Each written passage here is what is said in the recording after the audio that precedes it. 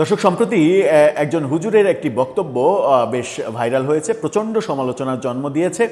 রাজশাহীর একজন হুজুর, একটা মানে সংস্থার মহাপরিচালক, একটা ইসলামী পত্রিকার সম্পাদক, একজন পত্রিকার সম্পাদক, সে পত্রিকার সাবজেক্ট যাই হোক, একজন পত্রিকার সম্পাদক যখন বলেন যে মানে বেনামাজি যে কাউকে মেরে ফেলা ফরজ, এই কথা যখন বলেন প্রকাশ্য ওয়াজ মাহফিলে এবং সেটার পক্ষে যুক্তি উপস্থাপন করেন, এটা নিয়ে আগেও কথা বলেছি আর একটা ভিডিওতে, তখন প্রশ্ন আসে যে পবিত্র কোরআনে কোন সূরার কত নম্বর আয়াতে এটা লেখা আছে। কোরআনের বাইরে গিয়ে ব্যক্তিগত মতামত এবং বহু ভুয়া হাদিসের উদ্ধৃতি দিয়ে এই ওয়াজের নামে যে সকল উগ্রতা সমাজে ছড়িয়ে দেওয়া হচ্ছে, সেই উগ্রতা কিভাবে মানুষকে প্রভাবিত করছে তার মানে জলজান্ত উদাহরণ আমরা দেখছি এখন একটা বিশ্ববিদ্যালয়ের, একটা পাবলিক বিশ্ববিদ্যালয়, রাজশাহী বিশ্ববিদ্যালয়ের মতো এত বড় একটা বিশ্ববিদ্যালয়ের নির্বাচিত ছাত্র সংসদের জিএস যিনি সালাউদ্দিন আম্মার, বহুভাবে তিনি আলোচিত যেমন সমালোচিতও তেমন, তিনি ফেসবুকে পোস্ট দিচ্ছেন যে নাস্তিককে মেরে ফেলতে হবে। মানে এটা কি এই সভ্য জগতের সভ্য কোনো ব্যক্তির কথা হতে পারে, কিংবা একটা বিশ্ববিদ্যালয়ের ছাত্রের হতে পারে, সাধারণ ছাত্রের হতে পারে? নেতা তো বাদই দিলাম, মানে জিএস, ছাত্র সংসদের জিএস, তার মতো একটা জায়গার মানুষ এই পোস্ট দিতে পারেন? এই পোস্ট রীতিমতো সামাজিক যোগাযোগ মাধ্যমে ভাইরাল। এখন পর্যন্ত তার বক্তব্য আমরা পাইনি যে তিনি কি উদ্দেশ্যে এই পোস্ট দিয়েছেন, কোরআনের কোথায় এটা লেখা আছে, নাকি তিনিও ওই আলেম নামের কিছু দুই চারজন যে জালেমের জন্ম হয়েছে সেই জালেমদের মতোই তিনি কিছু ভুয়া জাল হাদিসের মানে উদ্ধৃতি দিয়ে কিংবা জাল হাদিস ওন করে মনে করেন যে নাস্তিক পেলে মেরে ফেলে দেয়া ফরজ। যেমন ওই হুজুর বলছেন বেনামাজি পেলে তাকে মেরে ফেলে দেয়া ফরজ। কেন এই কথা বললেন, কি হলো, এর প্রেক্ষাপটে কি কি আলোচনা আসছে, তিনি কি যুক্তি দিচ্ছেন, চলুন একটু জেনে দেখি, জেনে বোঝার চেষ্টা করি যে আমরা কোন পথে যাচ্ছি, এই সমাজটাকে কোন পথে নিয়ে যাওয়া হচ্ছে, এ ধরনের কর্মকাণ্ড হওয়ার পরেও সরকার কেন নির্বিকার থাকছে। থাকবেন পলিটিক্স টিভির নিয়মিত আয়োজনে।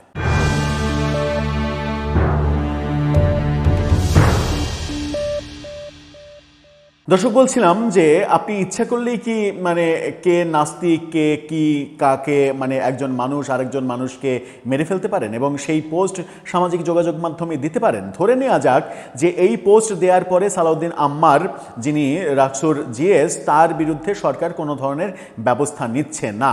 প্রকারান্তরে অন্য একজন সাধারণ মানুষ যদি ফেসবুকে এই ধরনের একটা পোস্ট দেয় যে সে ওই মানে রাকসুর একজন নেতাকে কিংবা সালাউদ্দিন আম্মারকে মারতে চায়, এই ধরনের পোস্ট যদি দেয়, তাহলে কি তাকে গ্রেপ্তার করতে পুলিশের 1 ঘন্টা কিংবা আধা ঘন্টা সময়ও লাগবে না?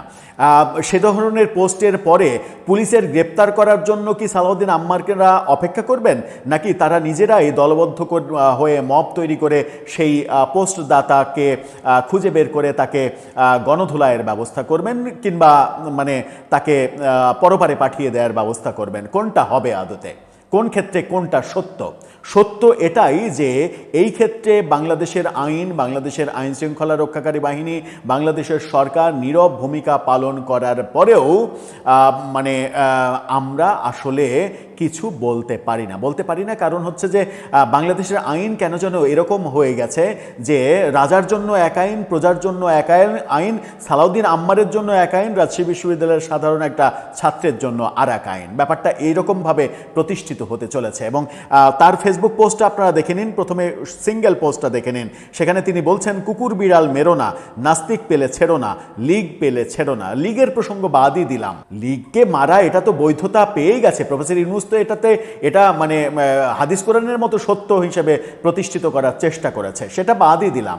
সেটা নিয়ে আলোচনা করলে আবার মানে আওয়ামী লীগের দোসর ট্যাগ খাওয়ার সম্ভাবনা রয়েছে। কিন্তু আপনি নাস্তিক পেলে ছেড়ো না, কুকুর বিড়াল মেরো না, কুকুর বিড়ালকে মারার দরকার নাই, কিন্তু নাস্তিককে মারো, নাস্তিককে মেরে ফেলো, লীগ পেরে মেরে ফেলো। ব্যাপারটা যদি এরকম পোস্ট কেউ ফেসবুকে দিতে পারে, তাহলে সরকার এরপরে যখন নির্বিকার থাকে, তখন আপনি আইনের প্রতি কতখানি আর আস্থাবান হতে পারবেন? তার মানে একটু মানে পুরো পোস্টটা দেখে নিন। পুরো পোস্টটা মানে হচ্ছে তার একটা কমেন্ট, মানে তার পিন কমেন্ট সহ দেখে নিন, সেই পিন কমেন্ট সহ এই পোস্টার পাশাপাশি সেই পিন কমেন্টটা আলাদা করে দেখে নিন। সেখানে তিনি পিন কমেন্টে লিখছেন 2013 শাপলা চত্বরের একটি ব্যানার লেখা ছিল, এটি কুকুর বিড়াল মেরো না, নাস্তিক পেলে ছেড়ো না। তাহলে কি আপনি বলতে চাচ্ছেন যে 2013-তে 5 মেতে শাপলা চত্বরে যেটা হয়েছিল সেটা মানে জঙ্গি কর্মকাণ্ড? মানে সেখানে এরকম যে নাস্তিক পেলেই মেরে ফেলতে হবে এই ধরনের জঙ্গিপনা প্রতিষ্ঠিত করতে চেয়েছিলেন তারা তো ইসলামের নামে সেখানে সমাবেশ করেছিলেন। তারা কেন জঙ্গিবাদ ছড়াবেন? জঙ্গিবাদ কাউকে মেরে ফেলতে হবে এই তত্ত্ব তারা কেন ছড়াবেন? এটা কি সত্য হলে তো হেফাজত দায়ী হবে, আর যদি সেটা সত্য না হয়, মিথ্যা হলে সালাউদ্দিন আম্মার দায়ী হবে। এই ঘটনা নিয়ে আমরা দেখছি যে আল জাজিরার অনুসন্ধানী সাংবাদিক জুলকার নায়ের সাহেব তার এই পোস্টটা শেয়ার করে একটা পোস্ট দিয়েছেন, সেখানে সালাউদ্দিন আম্মারের তিনি বিচার দাবি করেছেন। তার পোস্টটা দেখে নিন।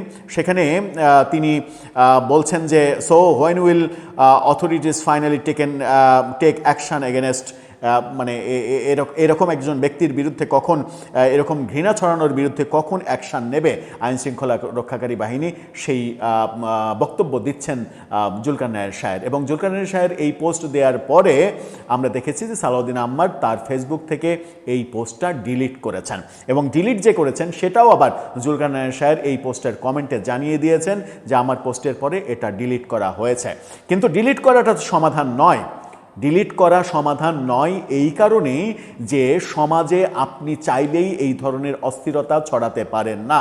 সমাজে আপনি চাইলেই হুজুর ছদ্মবেশে কিংবা হুজুরের আবরণে আপনি বলতে পারেন না বেনামাজি পেলে তাকে মেরে ফেলা ফরজ। আপনি রাকসুর নেতার ছদ্মবেশে সেই বহিরাবরণ ধারণ করে আপনি এই ধরনের জঙ্গি বাক্য ছড়াতে পারেন না যে নাস্তিক পেলে মেরে ফেলো। এটা পারেন না আপনি। এটা ভয়াবহ রকমের অপরাধ, এবং এই অপরাধের জন্য আপনি না হয়ে অন্য কেউ, সাধারণ একজন হলে কিংবা সাধারণ একজন মানে যদি পোস্ট দেয়, আমি যদি পোস্ট দিই যে মানে কেউ বলছে যে আপনাকে মারতে চায়, মেরে ফেলা না, আপনাকে মারতে চায়, এটুকু যদি শুধু লিখে যে আপনাকে লাঠি দিয়ে পেটাতে চায়, এইটুকু যদি কেউ লেখে, তাহলে তাকে গ্রেপ্তার করতে পুলিশের কয় মিনিট সময় লাগবে, কিংবা তার বিরুদ্ধে অ্যাকশান নিতে আপনার কয় মিনিট টাইম লাগবে। শুধুমাত্র এই বোধটা যদি আপনার ভেতরে একবার জন্মায়, এটা মানে আমরা কোনো বিদ্বেষ থেকে হিংসা ছড়ানোর জন্য বলছি না, আপনার বিবেক জাগ্রত করার জন্য বিনীতভাবে বলছি যে যদি এই কথাটা সাধারণ ব্যক্তি আপনার ব্যাপারে এই কথা না, এই কথার 10 ভাগের 1 ভাগ হিসেবেও লেখে, তাহলে তার বিরুদ্ধে কি আপনি চুপ থাকবেন?